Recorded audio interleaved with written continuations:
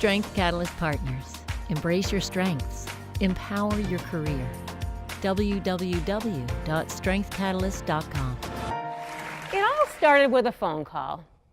There I was in my lovely corporate corner office, the woman who thought she could have it all. After all, I have strengths in work ethic and in order, and if I put my head down and keep at it, I thought I can have it all.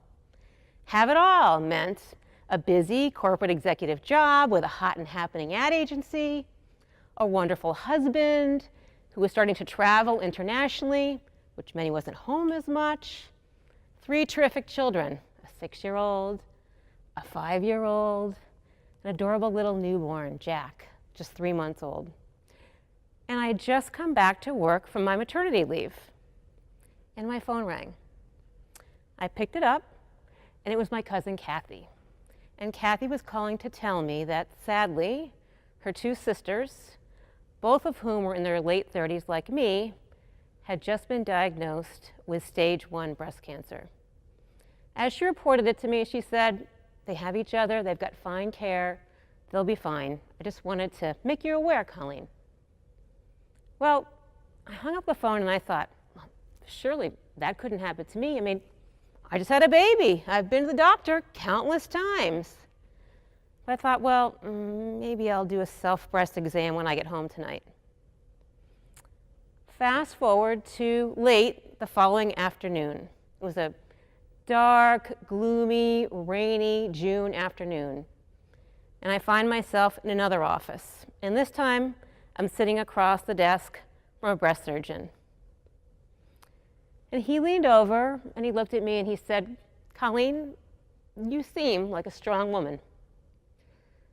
So I'm going to give it to you straight.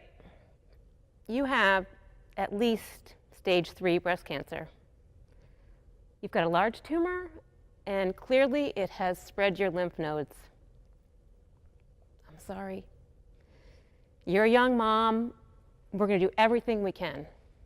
Well, as evidenced by the fact that I'm standing up here today, I have been tremendously blessed to be given a new chapter, a second opportunity.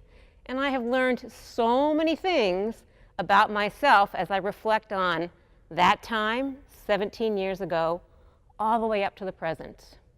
And I've got some questions that I want to ask you today that'll hopefully get you thinking about your strengths and how you use them.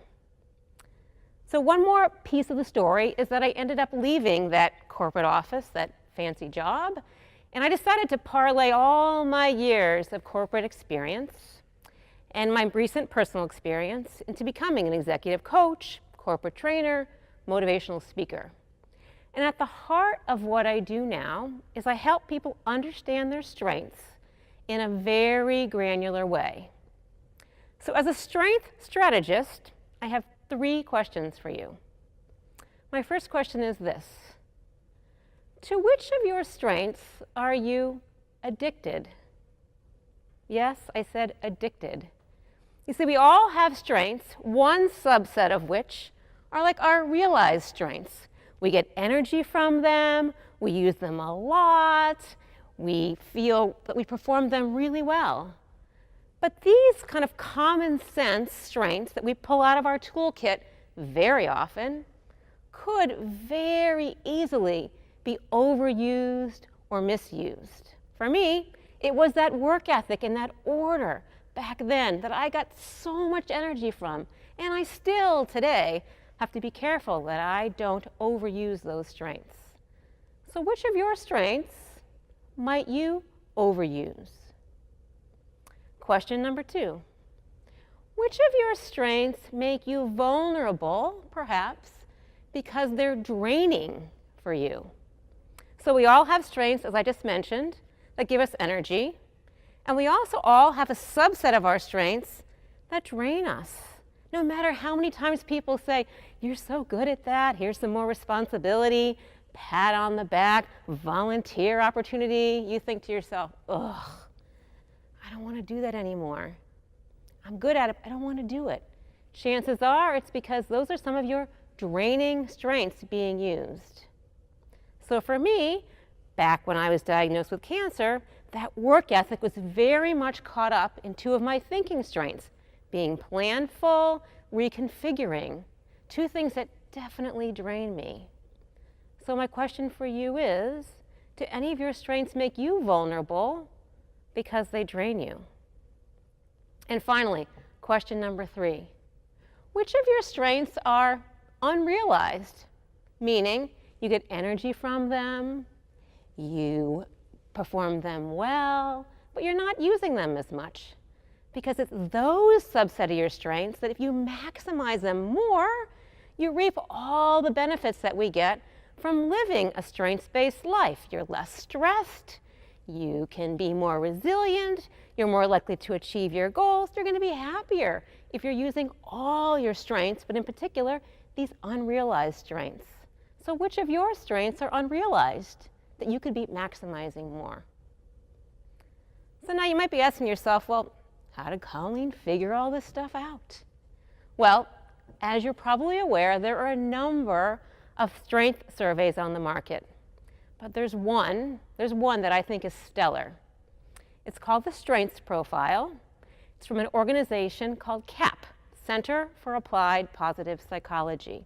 It's a 20-minute online survey. You finish the questionnaire and instantly you receive a report that gives you your strengths broken out in the way I just described. Your realized strengths, the ones you get energy from, perform well, might overuse, you got to marshal those. It shows you your unrealized strengths that you might want to maximize more. It shows you those draining strengths that you might want to try and moderate. And it shows you your weaknesses, which, if you use all those strengths, you can help work around those weaknesses. So, what are you waiting for? The information is available for you, for your own development, for your clients, your parents, your children, your friends. Everybody can so benefit from truly getting this fascinating information about yourself.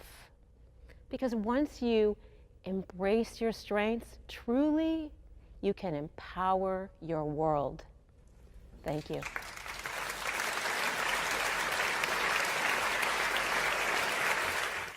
Overcome obstacles, seize opportunities, and build confidence through our coaching, group workshops, and inspirational speaking engagements. To have Colleen Boselli speak at your next event, visit www.strengthcatalyst.com/Colleen-Boselli.